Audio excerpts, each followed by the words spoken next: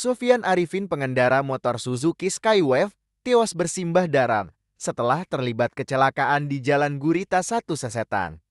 Pria asal Lumajang, Jawa Timur ini diduga terlibat serempeta dengan sepeda motor lain sebelum jatuh ke aspal. Peristiwa tragis ini terjadi di depan Hewan Bali. Menurut Kepala Saksi Hubungan Masyarakat Polresta Denpasar, AKP Iketut Sukadi Arifin tewas setelah motor yang dikendarainya terjungkal dan terseret ke bawah truk. Sofyan Arifin, pria kelahiran Sumbawa, tinggal di Dusun Persil Jatiroto, Lumajang, Jawa Timur.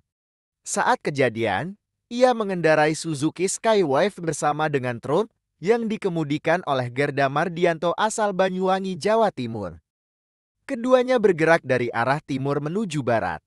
Di Jalan Gurita 1 depan Hewan Bali, Sehetan, motor Arifin mendahului truk dengan mengambil jalur kanan. Namun, di saat yang bersamaan, datang sepeda motor lain dari arah berlawanan. Tindakan lanjut. Jasad Sofyan Arifin langsung dievakuasi oleh ambulans ke RSOP Profesor Ngurar, Denpasar.